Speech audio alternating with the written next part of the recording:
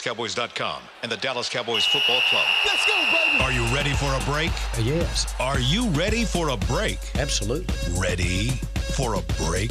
Yeah, and so much for that. It's time for The Break on DallasCowboys.com. We were on a break! With Nick Eatman, David Hellman, Ambar Garcia, and Derek Eagleton. It is Tuesday, August 20th, 2019, Season 15, Episode number 28. Welcome to the latest edition of The Break. We are live from the Ford Center at the Star in Frisco. Very happy to be back home from training camp in Oxnard. Cowboys are having their first practice here at the Ford Center. They are on the field right now going through their routine. And I got my guys here, Nick and Dave joining me. Amber's out today, but we'll carry on anyway. We got a lot to talk about. Particularly, we will get into the Cowboys' second preseason game. Dave's right there. What? I'm just saying Dave's right there. I said Dave. He said guys. I know, but I I'm just saying. There's Dave. Hi. There's Dave. Hey. I was just showing that he wasn't I on the see. camera. I They're got you. not watching. They Anyway. don't watch. Some people are because we get to watch practice. We are going to get to watch practice. That's We'll a have a good little point. bit of that is a little treat for you guys as we do the show today. You'll be able to have a quick look in at what's happening here on the field. We're going to spend some time talking, though, about the Cowboys' second preseason game where they faced the Los Angeles Rams. They got a win, 14-10. There were some very good things we saw during that game. We're going to point those out and talk a little bit about those. There are also some not-so-good moments that I also want to throw out and get your opinions on. Before we do that, though, let's talk a little bit about injuries. This injury list is quite expansive. There's some guys that are kind of working back in, some guys still out. Why don't you guys go through and talk to me a little bit about some of the injuries and kind of where everybody stands with those? It's long. I don't know. I mean, really, we could just start with who is practicing at this point. It's not that bad. Tyron Smith is limited today. The dreaded back tweak. We know he didn't go to Hawaii. Jason Garrett said he's still dealing with that. He's out there in uniform. So much like a lot of these, I don't think it's something that's super serious, but he's dealing with the back. Zach Martin's still dealing with the back. Mari Cooper's still dealing with his foot. Tyrone Crawford and DeMarcus Lawrence are back to practice today, but they're going to be very limited because this is their first work of the year. But positive step. That's Positive good. step. Blake Jarwin and Dalton Schultz are both out. Who else am I missing? Noah Brown and Byron Jones are still on PUP. Sean Lee is back. I don't expect that he's going to do a ton, but he did come into practice. Jeff Heath is limited. He did not play on Saturday night. I'm drawing a blank as to what his exact injury was. But, again, this is, for the most part, all training camp, knocks and bruises, being cautious with guys. I think – I don't want to knock on wood, but I think Robert Quinn is like the only guy that's dealing with aside from Luke Gifford, which we already knew that. But those two are like the severe injuries among What did they say what's about going Covington? on. That's what we didn't get an update on him today. It's a long list, man. It's a very long first injury play list. of the game, right? Yeah, I mean, not even a play. It was the kickoff. Yeah, linebacker Chris Covington. That's something that we need to check in on because we updated every single injury this morning with Jason Garrett, but the sixth string linebacker got lost in the shuffle, I guess. Talk to me a little bit about Byron Jones and Noah Brown. These are two guys that haven't practiced yet. Obviously, when you see a couple guys now in Tyrone Crawford and Tank Lawrence coming back, you kind of start looking like, okay, when are they going to be back? Talk to me about those two guys particularly. Yeah, I actually asked Jason for an update on both of them because they're not off of PUP like Tyrone and DeMarcus are. Jason said that Byron is still on schedule. He's right where he's supposed to be. Obviously, it feels like there's a long time to the season, but it's really they got 5 practices until it's time to start game planning for the Giants. So we'll see. It doesn't sound like it's going to be this week, maybe next. And then Noah Brown trying to read between the lines. I wonder what his progress is. Jason said he's still a little bit away, so now maybe you wonder if he's going to not be available at the outset of the season, but that's a little premature. We'll see. And the thing about Noah, we've talked about him being a guy that, will probably make the team. They like him that much. The one thing about him is that, he's obviously a big, strong guy. They don't have another guy that's in this mix of the Jon'Vea Johnsons and Reggie Davis or Cedric Wilson.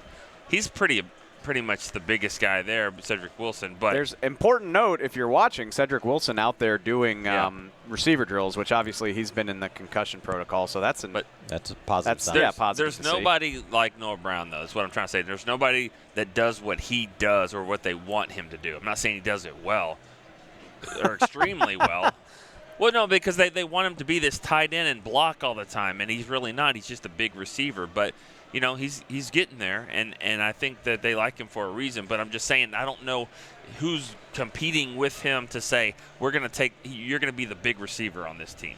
Who is that? They don't. I mean, other than maybe Cedric, yeah. Which it's interesting. I mean, if you remember, Noah started the season on IR last year, and it kept them from having to make a decision about him. So if he is unavailable at the start of the season, it could be the same thing all over again. Yeah. I think it would be PUP this year because he didn't even mix into practice this year. So, again, it's premature, but I do wonder what they're going to do with him if he can't mix into practice before they have to cut the roster down. All right, let's go on. Let's move on to a little bit of blanket coverage. I have a statement for you guys. It's just going to be one statement today. You guys fill in the blank. Here's the statement. Jerry joked after Pollard's performance on Saturday. Zeke who? Zeke's agent said it was he said he thought it was disrespectful. This has blank impact on negotiations. Dave. None. It has, absolutely no impact on negotiations, which I feel a lot of different types of way about this. First of all, let's provide some context to the situation because within 10 seconds of the Zeke who joke, he said, obviously I'm 3 seconds. It was quick. I'm very quickly. I'm kidding. Yeah. We all love Zeke. We know what he does for this team. I would love to have him and Tony Pollard in the backfield at the same time. Very complimentary stuff, but as Jerry, first of all, he loves that type of stuff. He does. And he was having a little fun. It was too good to pass up. It was a great opportunity at a joke. He winked at the camera after he said it. Right. So first of all, whatever. Full context, it's not a big deal. Second of all, okay, Zeke, you feel disrespected. Jerry probably doesn't appreciate that you haven't been at work for the last 3 weeks. Big deal. I don't care. And I guarantee you Jerry doesn't care either. And thirdly and lastly, if a deal gets done or when a deal gets done, it's going to be water so far under the bridge. You think anybody's going to care if they agree on this new big deal and he's back in the fold? But you made a half-hearted, light-hearted joke about me 2 weeks ago. Nobody's going to care. It's nothing. I'll take the next one. Yeah, sorry. That was the only one we had. That was about right. It's been all the talk of social media for 3 days. I'm sick of hearing about it. And honestly, the only reason I brought it up is really because I wanted to give context because we were standing there. I know I was standing there. I think, Dave, you were standing there. Yeah. And I do think sometimes you hear these things, how they're reported. They'll kind of say in small italics, he was joking. But in the big headline, everybody read the headline, and that's what they knew. And so a lot of people don't know that it really was just one of those lighthearted moments that Jerry's having with the media, which he has, quite frankly, a lot of the time. I mean, just get over it if you're disrespected. I mean, it sounds like the offer that they threw out there was pretty disrespectful as well. The first offer that they threw out there, so that Zeke's camp. Yeah. So I mean, it sounds like it's been happening. I completely agree with the guy's strategy. Honestly, he does deserve to be paid better, and if that's what it takes to get it, good for him. But he is in breach of contract with 2 years left on his deal. I doubt Steven and Jerry Jones genuinely appreciate what he's doing. So, great. Everybody feels disrespected. Cool. Don't care. All right. Here's what we're going to do. I want to talk a little bit about the game. I've noted there are about 5 different things I noted from the game that I consider to be good moments in the game or players I wanted to point out. And then there are roughly about 4 things that I wanted to point out that weren't so good. And we'll talk about each one. Cowboys get the win 14-10. The first thing I noticed and I want to point out and talk about is Tony Pollard. He has 5 carries, 42 yards, and a touchdown. In my opinion, that touchdown run was unique in the way that it wasn't just what we had heard of him from the standpoint of him being a guy that can kind of take a run and use his speed to make something happen. He actually had to finish that run with some power, and he did, and he got into the end zone. That all being said, have you seen anything from him that even makes you think that there's a possibility he could be an every down back in the NFL? Nick? Yes. Yeah, it's the fact that Zeke's not here, and he's the number 1 back, and he's looked really good, relatively speaking. So he will be the number 1 back if Zeke's not here. And he showed it with what you're asking with these runs there. The touchdown run to me reminded me. And again, I'm going to put it in some context here, but it reminded me of Emmitt Smith. The way that he was low to the. I like how you started it. I'm going to put that in context. Yeah, okay. The run was like Emmitt Smith in that very low center of gravity. He's obviously, when you're not that tall, you're going to be, but he stayed. His balance was there. It was that hit like 3 yards off the line of scrimmage, and then he stays, and then he goes and he finishes the run. But that, to me, I'm not saying he's Emmitt Smith at all because he's not really built like it, but the run was powerful with a low center of gravity that I thought was good. I thought I was being bold because I compared Pollard's drive in that game to what Zeke did against Seattle in 2016. Like, it just felt familiar in the sense of like putting everybody in the game on notice. Although you have to point out that he did it against the Rams backups. Like, not really nobody of consequence was in that game for LA. I don't want to say, like, it was very impressive. I wrote a whole story about it. I was blown away. And even, Brian Broaddus went through and watched the tape, and the sack that they gave up on Dak wasn't all Pollard's fault. Jason Witten had a hand in that. So all of that he looked fantastic in every aspect of the game. I don't want to doubt or hate on the guy, but I'm not convinced that means he's going to be your every down guy. And if Zeke's not here, I still don't think that'll be the case. I think Alfred Morris is here for a reason, especially if Zeke doesn't show up. And I just think there will be some divvying there. These guys know what they have in Morris, and there's a reason that he's kind of quietly been ramping up as time goes. And if Zeke's not here when the regular season starts, I think it'll be some type of balance between the two. The one thing I will say, though, is I don't think he's just a third down back. I think he's a guy that looks even like when Zeke's more than back, that, for sure. You can give him series because the one thing that at least I think I've noticed is he's not afraid and he's not bad at running between the tackles. A lot of the runs, most of the runs that we've seen him have here in the preseason so far have been between the tackles. And the one thing I like about him when he's running in there is, sometimes you see a guy when he's running between the tackle, he just kind of bows his way through. He has a way of kind of just figuring out where the little creases are, and he kind of just moves within them to try to get as much as he can get. Yeah. It's a different way maybe than a bruising type back, but the point is he's been pretty effective at it, and so I wouldn't discount his ability to be able to work within the tackles, and that makes him an every down back. Even though he's not taking every carry in the game, he is a back that can play on any down. Yeah, the big difference, the big question with backs like that is he's done it for one drive in each game. Let's see what happens in the third quarter, fourth quarter, when these hits start piling up a little bit. But he's done everything that they've given him so far. He's passed with flying colors. So, but that's my thing too. Is I don't expect him to be the guy all three, whether it's Zeke or Alfred Morris or whatever. I don't expect them to put that kind of load on him. But there's based on what we've seen through training camp and 2 preseason games, there's no way he shouldn't be getting a healthy percentage of the workload from the get. Shoot, we already compared him to Emmett and Zeke, so just throw Kamara back out there too. I know, right? Yeah. If the Saints can get Alvin Kamara that involved while they still have Mark Ingram, then there has to be a way to use this guy because he's clearly awesome. He was back at the 3-yard line. I was like, well, I told Derek, what if he takes it to the house right here, 97 yards? And if that was the case, we would be comparing him to Tony Dorsett. So, let's just do the whole thing. Hall of Famer. Run over someone like Marion Barber. You're going to put him in the Hall already. All right, I wonder if he's going to – I wonder if he's going to keep wearing 36 jerseys when he makes the team. There's no way. I don't like 36. I don't either. But maybe I will, though. We said this the other day. Kamara, 41 is lame, but Kamara made it cool. So maybe he can make 36 cool. And 41 still doesn't match for his kind of skill for Kamara. It doesn't match to me. I see it and I'm like, that's just not – But it looks cool. They call him AK-41. It's way cooler than you would have thought. I don't know. I'd rather him get to a number. I'm trying to think of a 36 in NFL history that's been a real standout running back. There probably is one. Running back. I'm sure there's been one. But I just can't think of one. I just feel like he's going to move into the 20s when this roster gets cut down. Who's a good 36 ever? I have no idea. I'm trying to. I want to know the answer to. Lawyer Malloy? I'll go find it. I don't even know if that's true. 36? I don't know. Maybe not. So I don't know. All right, let's go ahead and take our first break. When we come back, we have a couple others we want to get to, some good things that happened in this game. Cowboys get the 14-10 win on the road out in Honolulu. We're back, though, at the Star here in Frisco at Ford Center. Cowboys are having their first practice back here. We'll be right back after this break. This is DallasCowboys.com radio. Your new apartment's big. Such a great deal. It's okay. Just okay? What's not to... Right above the subway! Well, I bet you don't even notice it after the... That's my neighbor, Angus. A deal that's just okay is not okay.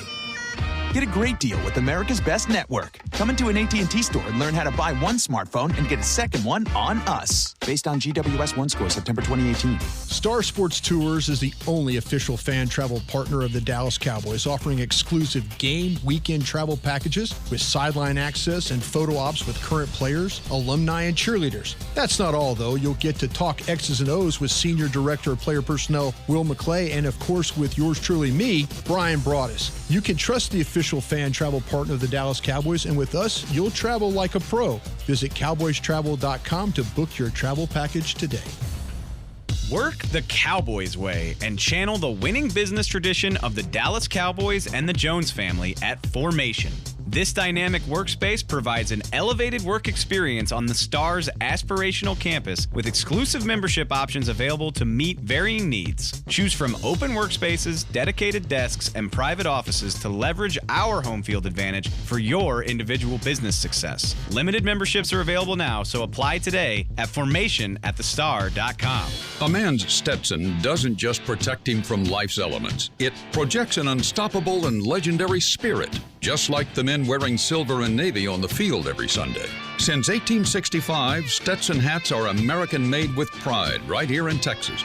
They are still the official crown of all self-respecting Cowboys.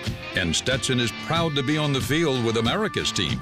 Find Stetson hats in the Pro Shop or at Stetson.com today. Back to Talkin' Cowboys. Welcome back. We're live here at Star in Frisco. We're at Ford Center. Cowboys are having practice this morning, and we're here live. The fans are out. They're watching practice. If you want to come out and check out a practice, make sure you get out here. It will be tomorrow and Thursday. That will be at 11 a.m. Out here. And then there will be another practice next week. There will be 2 practices next week, and they'll be at night. So if your kids are back at school, you want to get out here after the kids are out of school. I think it's at 5:45 on next Monday and Tuesday. So make sure you give that a try and get out here to the Star in Frisco, Ford Center. That's where everything will be happening. It's a crazy thing, and I mean, I understand, but Jason Garrett, it's like it's still training camp, but there's 4 more practices after this because they play a Thursday game next week. We're already almost halfway through this week. I'm kind of ready. I'm ready for some real football. It doesn't matter if you're ready or not. It's coming. It's like 15 days away. Think about it. This weekend, college football starts up. Yes, sir. We don't have another weekend without football until February. Love it. Best time of the year. So excited. All right, let's move on. A couple other good things that happened in that game. Dak Prescott went 5 of 5 for 64 yards. If you take his first 2 games in the preseason, he's gone 9 for 9. He has not had an incompletion. He's had 87 yards total.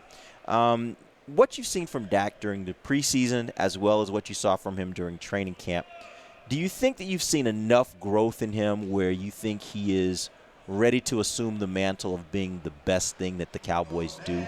Let's assume for a second that Dak is not here. Is he ready to be that kind of guy yet? Zeke is not here. I'm sorry, Zeke is not here. Is Dak ready to be the best thing that the Cowboys do? Offensively, I should say, yeah. I'm not ready to say that, although let me start good before I get to that, though. I'm so encouraged by the way he's looked in these games because, again, we've been going back and forth about how he's looked in practice. It's been up and down. I even said he needs to be more consistent, and the argument is always, well, is that because of this top 5 defense or because Dak's not that good? And granted, he's playing backups in these games. I get that, but he's done everything you could ask him to do to this point. 10 points on 2 drives, a 97-yard scoring drive, got everybody involved, look accurate.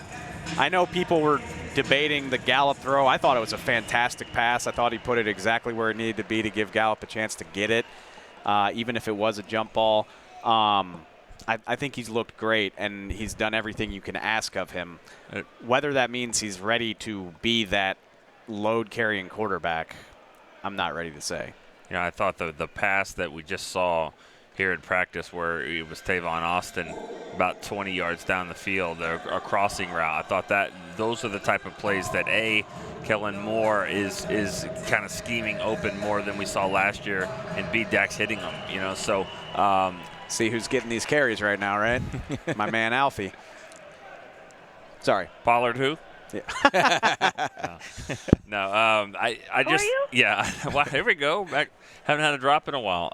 No, I thought, I think he's done well. I don't know if that's the right answer yet, the best that they do, because I still think their offensive line and their running game kind of is everything that this team's based off of. So I still think that it's not the best thing that they do, but he runs it really well. And that's kind of my argument for why I think this team, fret less about the money, because even if you pay him right now, Dak doesn't have to be the best thing you do. Russell Wilson wasn't the best thing the Seahawks did after they gave him his first big contract. You still have the offensive line in place.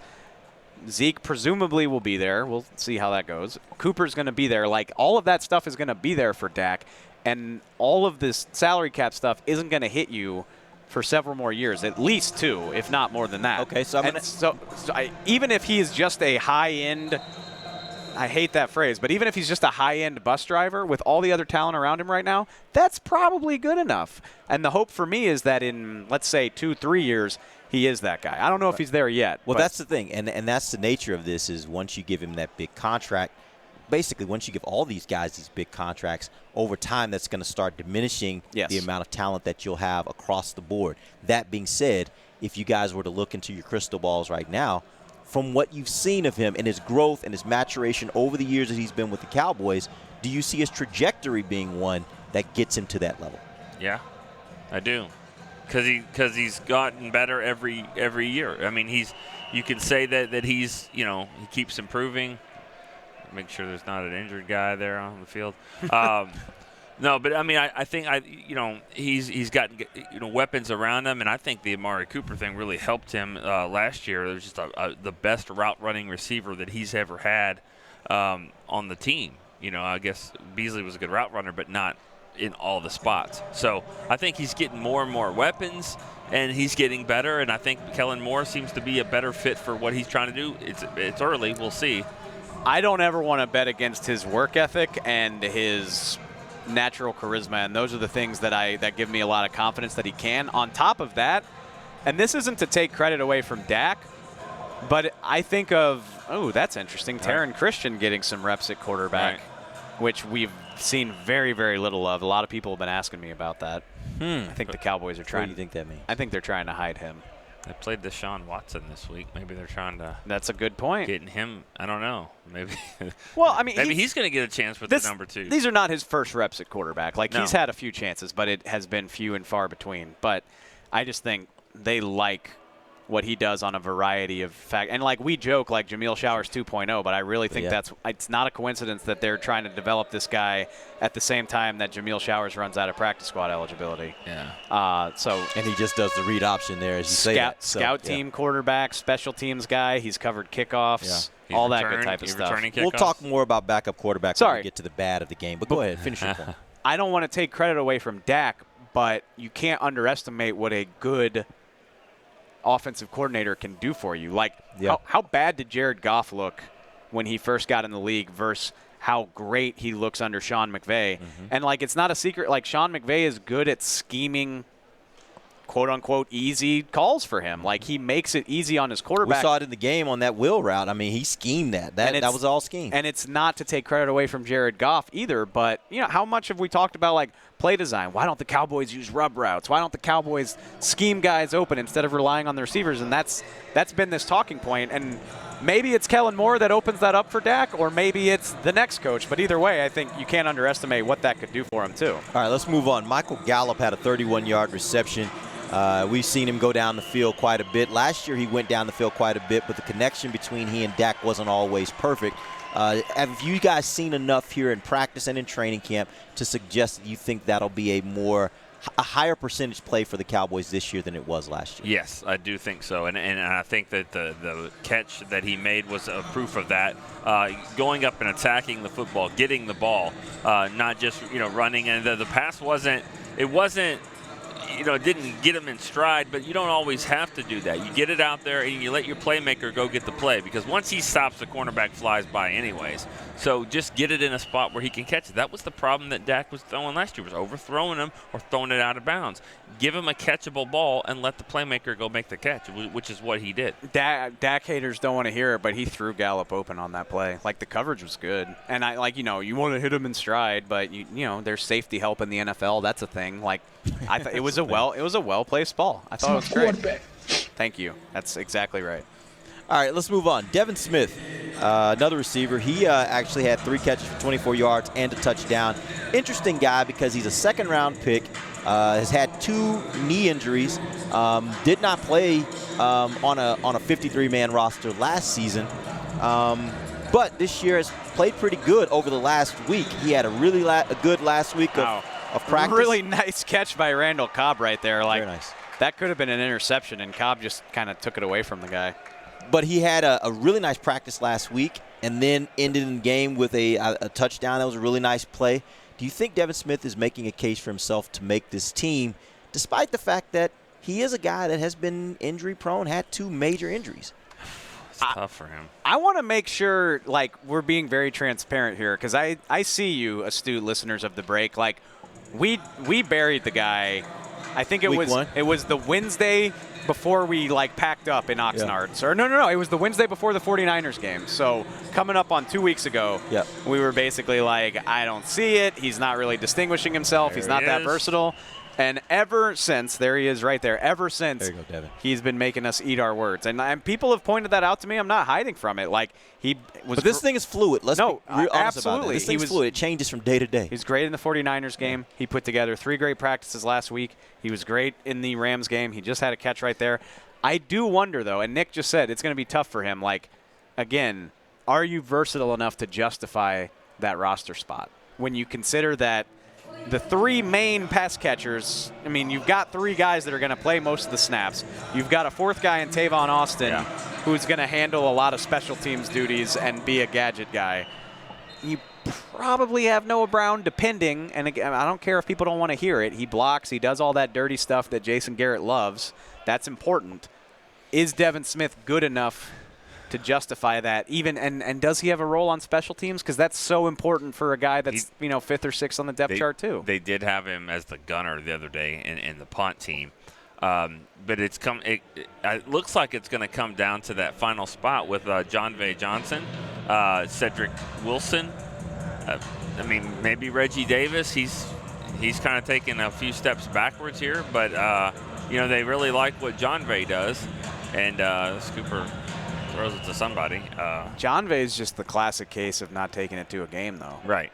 Which is, honestly, I do wonder, Devin Smith, 2nd-round pick, 37th overall by the New York Jets. Everybody knows he's had 2 knee injuries, completely derailed his career, but everybody knows his talent. He averaged 28 yards per catch his final year at Ohio State. That's crazy. Yeah, it is crazy. If you cut him, is he more likely to get scooped up? Because name power is part of it, but obviously he's got a talent to be a top 40 pick if he's healthy, and he is. Is he less likely to hang around if you release him as opposed to, no offense to Jon'Vea Johnson or Jalen Guyton or even Cedric Wilson, but you can probably sneak those guys onto your practice squad. Yeah. I don't think NFL teams are beating down the door to steal them from you because every team has guys like that. And here's the other thing to consider. I think we all talk about it a lot on this show. You get down that layer of the depth chart, and the guy needs to also give you something on special teams. But I think something that could factor into this decision, or probably should factor into this decision, is that if you got a guy here that you feel like you might have stolen, who is a 2nd-round pick, a high 2nd-round pick, that is really a caliber wide receiver of your top 3 guys, just hasn't had a chance to really prove that because of injury, then maybe you say, hey, we got to keep this guy around because we think developing him, he's going to be one of those top 3 guys come next year.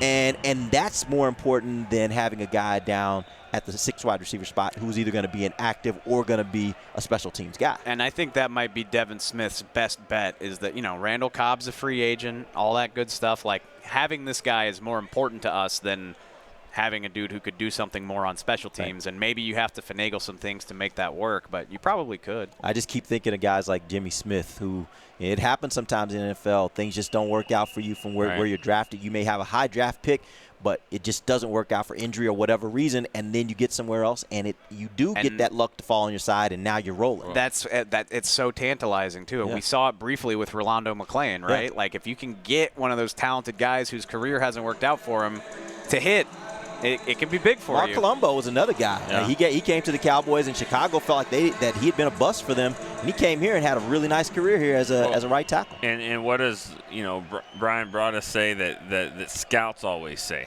Give me some traits. Mm-hmm. What does he do that separates him from others? And he is separating. He can run. He can separate from Flat DBs. He can run. We haven't even seen that so much as we've seen him just make good plays in the red zone at receiver, that was a nice catch there in the back of the end zone in the game. Yeah. All right, let's take our final break. We'll come back. We got one more good thing, and then we have a couple things that were not so good. We'll talk about those when we come right back. This is DallasCowboys.com radio. Your new apartment's big. Such a great deal. It's okay. Just okay? What's not too... Right above the subway! Well, I bet you don't even notice it after the... That's my neighbor, Angus. A deal that's just okay is not okay. Get a great deal with America's Best Network. Come into an AT&T store and learn how to buy one smartphone and get a second one on us. Based on GWS One score, September 2018. It's time for Tailgate with the OtterBox boys. OtterBox, the makers of those crazy protective phone cases? The one and only. They're also wild about protecting parking lot parties from sad drinks. It's why they made elevation tumblers. Rumor around the crockpot is they're made from stainless steel with a copper lining to keep temps hot or cold. True. They even come in 7 different sizes, up to 64 ounce, the growler. I like how OtterBox drinks. Thanks. And that's been Tailgating with the OtterBox boys. Check out all the colors and sizes of their elevation tumblers at otterbox.com. A man's Stetson doesn't just protect him from life's elements. It projects an unstoppable and legendary spirit, just like the men wearing silver and navy on the field every Sunday. Since 1865, Stetson hats are American-made with pride right here in Texas. They are still the official crown of all self-respecting Cowboys. And Stetson is proud to be on the field with America's team. Find Stetson hats in the Pro Shop or at Stetson.com today. Star Sports Tours is the only official fan travel partner of the Dallas Cowboys, offering exclusive game weekend travel packages with sideline access and photo ops with current players, alumni, and cheerleaders. That's not all, though. You'll get to talk X's and O's with Senior Director of Player Personnel Will McClay, and of course with yours truly, me, Brian Broaddus. You can trust the official fan travel partner of the Dallas Cowboys, and with us, you'll travel like a pro. Visit cowboystravel.com to book your travel package today. Back to the break. Final segment of the break, live from Ford Center in Frisco, Texas. Cowboys are having their first practice back here after leaving Oxnard and Honolulu, and we're happy to be back here in Frisco, Texas. I'm thrilled to be back. I'm thrilled that I can hear you over the music now. That was tough. It's kind of loud out here, but fans are enjoying it. If you get an opportunity to get out here, make sure you come out. You can check out practice tomorrow and Thursday at 11 o'clock a.m. And then next Monday and Tuesday, we'll have night practices at 5:45. So try to make it out, get an opportunity to see your team up close and personal before we get to the regular season. We're going through the game. One other thing I wanted to point out that was on the good side, Kerry Hyder played very well at 2 different positions, both defensive tackle and defensive end, showing that versatility that the Cowboys love, that position flex. This is kind of a bigger picture question. Do you think that he can now possibly play the role that for so many years Tyrone Crawford has played for this team? And maybe it doesn't mean anything for this year, but in going down the road, obviously next year, be more of a decision. Do you think that maybe he can start filling that kind of role for him? Or do you think it can even take another step in the form that you don't really want to have? If you're trying to figure out how you're going to cut this team and get down to 53, that you have to make a decision between he and Tyrone Crawford? I think that Hyder is a guy that I don't know if you looking that far down the road. I mean, it makes sense though about Crawford. You want to see what he's going to be able to do next year, contract-wise. It could be something where they maybe part ways from. But they love position flex. They'll say that all the time on every player. What I think Hyder's able to do right now is that you have some questions all over the D-line, especially defensive end, and he's able to do that and say he's going to be here week 1. We know that. He's going to I think he's going to make the team for sure. I don't even think now he's a guy that makes the team for week 1 or 2, and then we'll see what happens with Quinn. I mean, I think he's got a role because of what you said, all the versatility. Yeah, I mean, always we can be wrong. We were about Devin Smith 2 weeks ago, but I think of him as on the team and having a role. I think they love him. He's shown it in the games. I think it's a little premature, the stuff with Tyrone. And Tyrone's contract, the way it sits, it does, if they wanted to move on from him next year, it makes sense. But I think he means too much to them right now. I think they're both versatile enough that you can find ways to work them both simultaneously anyway. But on top of that, Kerry Hyder's not this long-term situation that Tyrone isn't. He's on a 1-year veteran deal. He's turning 29 next year. This isn't a rookie draft pick or something who's got this long future in front of him. So if you're making decisions based on Kerry Hyder with Tyrone, I don't think I see that, and I expect them both to be on the team. Okay, let's move over to some of the things that weren't so good for the Cowboys. Let's talk first about Mike White. He was 7 of 13. He had 30 yards. He had an interception. They did give him an opportunity to run with the twos, I would assume, in hopes that maybe they could give him an opportunity to have a little better protection than he had in the San Francisco game. I think we all agreed the protection was a little shoddy there in that game. What do you think that means for him long-term and for the backup quarterback position? Doesn't seem good that Taron Christian just took his third-team reps in practice. That doesn't seem good to me. I don't know, man. I try to keep an open mind and really be as forgiving as possible, but the Rams' muffed punt set them up at the 31-yard line. The Rams' 31-yard line, 31 yards from pay dirt. Mike White goes in there. He's with the second team. He should have good players around him, and they move backward 2 yards. And I think that was Maher's missed field goal, right? So we'll get to that. That's just not good enough. Yeah, it's just not. And really, they haven't moved the ball with Mike White at quarterback in either preseason that he's been allowed to do it. And say what you will about Cooper Rush, he hasn't looked as amazing as he did his rookie year back in 2017, but he moved the offense down the field. He threw a touchdown pass to Devin. I always want to call him Devin White. Devin Smith.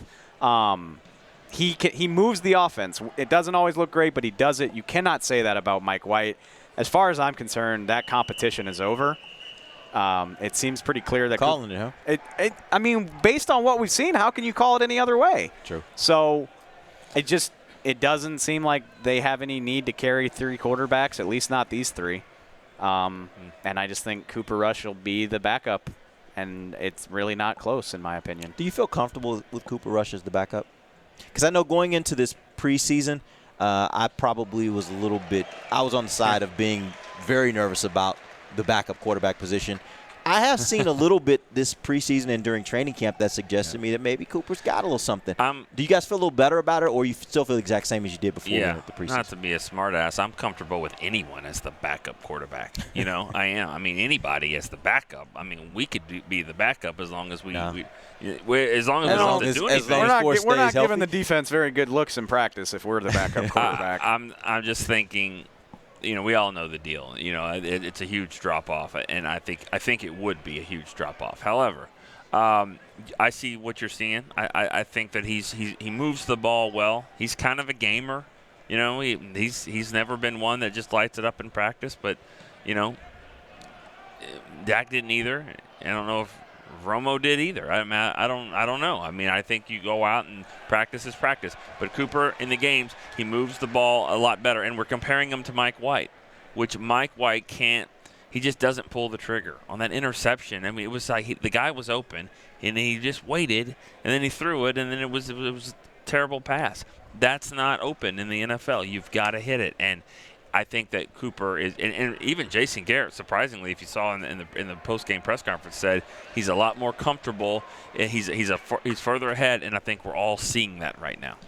Brett Maher was another guy that I'll put in the category of something that didn't go the Cowboys' way. He misses a 52-yard field goal. After that, were you more, less, or the same as far as your level of concern? I feel the same. Less Just for me. Less? Oh, well, little less because he didn't strike it well. You know, I get it. It's a miss. 52 yards and it's windy and all that. Yeah. It didn't seem like it was well hit. Now, I don't know. Maybe I didn't get a good look at it, but it looked like a knuckleball just kind of fluttering way off, and it wasn't really close. I don't think it was a great attempt. I mean, you're going to miss some, but so that makes you feel less concerned? No. You meant more concerned. I meant more concerned. Oh, okay. I thought you meant. You feel less good about the situation. Yeah, I thought maybe I just was so quick to answer. No, I'm with you. Yeah, I don't know how you could be less concerned. Yeah, okay. Right. Yeah, okay. Sorry. That's why when you said, I thought you were coming with some clever point. I was you can do that sometimes where you'll just kind of give us got something to say. Yeah. Sorry, I feel less about him. Yeah. Than I did, but. I don't know who's better, but it's hard to pay 100% attention to what's going on at practice while we're trying to have a conversation. But I'm pretty sure he just went 6 for 6 during field goal period. He was what, 5 for 5 last week at practice? If he was 6 for 6 today, which I'm not 100% sure, but I think, then that's his third straight, or no, his third straight 6 for 6 and his fourth overall, which he still missed in the game. I feel the same because he missed. It's a 52-yarder in a windy stadium. Like, that's not a gimme. I get that. But a miss is a miss, and that's supposed to be what you're great at. We know you missed from short range, but you're supposed to make it from long range. So now you missed from short range in San Francisco, and you missed from – so it doesn't feel good. But, yeah, I'm kind of with Nick that I'm not convinced that there's this definitive upgrade out there. I know, like, people are going to say Matt Bryant, and that might be the case. But he'll be there. I assume so. Nobody else has grabbed him yet, although going back to the previous point, the Eagles did grab Josh McCown, who was my break glass in case of emergency quarterback. So I think that was probably a lot of teams around the league thinking that. I think I would do it. I think I would get Matt Bryant. You would? Yeah. If he struggles against the Texans, I think I would. My point was going to be is get through the preseason, and if really you're not feeling any better, then you can go get Matt Bryant. But if you're worried that somebody else is going to take him, maybe you should. All right, next but I bet you as usual, I bet you they're not as worried about it as we are. I would agree for with that. Whatever reason. Reggie Davis muffed a punt. We've seen him muff punts in practice as well throughout training camp. Are you convinced that he can't be the return guy for you this year? Oh yeah, I don't think he will be. I think Tavon or Cobb, can do that. The thing about these receivers, we say it all the time. You get on the radar because you run routes and you catch the ball. But what are you doing on special teams? That's going to be the difference. So if you're dropping punts or you're not running down on kickoff or whatever it is, that's you've got to get there from there. It's not just catching the ball. You're not that good at doing that. So we'll see. We'll see on him, but his arrow is gone down as Devin Smith goes up and Cedric Wilson's go up, and he's what we ranked the receivers a week and a half ago, I believe, and we were told we were pretty close in what we were doing. I think we put him 7th. If we had to do it today, I know Devin Smith is higher than him. I know Cedric Wilson would be higher than him. I don't think Jalen Guyton would be. This week is going to be interesting because, Reggie Davis has played well as a receiver, but his big thing is the special teams contributions. He's been working at punt returner all camp, which people were blowing me up on Saturday night, like, let somebody else get a look at this. And I'm like, well, go through your list of options. Tavon and Cobb aren't going to do it. Cedric Wilson wasn't even in Hawaii. So all of a sudden, you basically got nothing but Reggie Davis. You might as well give him a long look. But Cedric is back today, so there's a chance you could give him a look at returns on Saturday night. And also, I think there's a chance you might see Tony Pollard back there.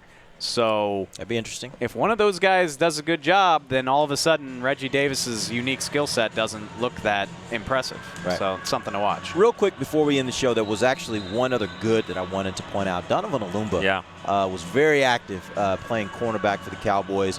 All that being said, that is one of the positions where they got a little depth. You think he has a shot? I shouldn't even say a shot. Do you think he makes this team, makes the final 53?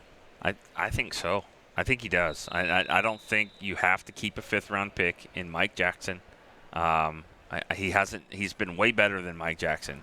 And he should be, you would think, because he's been here that much longer. But I think when you look at what you said earlier about defensive tackle, if you look at the cornerback position next year, and Anthony Brown, Byron Jones, Jordan Lewis, we'll see. He'd be restricted, right, Jordan Lewis? No. He's just being the last year of his deal. Nice. Looked like a nice breakup by Cheeto Awuzie right there, speaking of cornerback. Cheeto will be here. Hopefully he's not hurt. But Alumba, the guy that they like, he's okay. And the body type that they like, that Chris Richard obviously likes. I mean, he's making plays. And because why do you want length at corner? So you can get your hand on the ball. Well, he's done that more than anybody out here. It's interesting because again, let's break it down. Assuming nothing crazy happens with like a roster cut trade, something like that, then Byron's on the team, Cheeto's on the team, Jordan's on the team, Anthony Brown's on the team, and I think C.J. Goodwin's on the team because he is far and away their best. But he made a great play. Yeah. He made a great tackle he was the guy that he was in on that muff punt, wasn't he? Yeah, I think he recovered it. He's a fantastic gunner. They love him as a special teamer. So that's 5. If they keep 6, I think it's evidence that Chris Richard has a lot of sway, which he should. There's nothing wrong with that. And either way, you would think it's going to be one of his guys because Jackson is his guy and so is Alumba. So take your pick. Alumba's been better, but they only went with 5 corners last year. So if they go with 6, I think it says a lot about Richard's sway in that personnel room. I will say this, though. I don't think they necessarily want C.J. Goodwin on the field playing cornerback. No. And so when you're talking about I know that he will fit on the depth chart there, but the fact is that would only be 4 cornerbacks because you don't want him to have to play. So you could kind of think of him more as, even though he would make the team, you could kind of think of him more as your special teams ace. Mm-hmm. And then you have your 5th cornerback in Alumba or Jackson. Just in terms of bodies, though. I get it. No, I get it. And it's hard to imagine more than 10 DBs. And like I said, last year they only kept 9. But I'm good with 4 safeties. I'm good with 4 safeties. I am too. I think it's pretty clear. I think you go with pretty clear. The 2 starters, obviously. And then I think you got I don't have my roster with me for all the names. There's Frazier. There's Darian Thompson. That's 3. And there's Donovan Wilson. Those are the 4 that I would keep. And yeah, I don't think you're wrong. That's who I would keep. You're going to cut Frazier and Iloka. I would. Yeah. I feel pretty good about where the safeties are right now, the 2 starters. Mm-hmm. And I don't personally think they get a whole lot out of Frazier playing cornerback. I'm sorry, playing safety. So Frazier got the start for Heath on Saturday night. I get all that. Okay. I get all that. But I just, again, this is if I were making the cuts. But obviously they do factor in veterans and their knowledge of the team and being around here and being good citizens on the team. Like, that matters to them. And so I wouldn't be shocked if Frazier's here. But I do think this would be an opportunity for them to go a little young there. And if you're going to have 10, go 4 safeties and keep that extra cornerback. I think you got more talent at cornerback than what you do at safety. One way or another, 6 cornerbacks sounds like it makes sense to me. All right. We appreciate you guys joining us. We are back tomorrow, same time, 11 o'clock. 11:45. You guys will be able to watch us and watch practice same tomorrow and Thursday. Until then, for Nick Eatman, Dave Hellman, I'm Derek Eagleton. This has been The Break, live on DallasCowboys.com radio.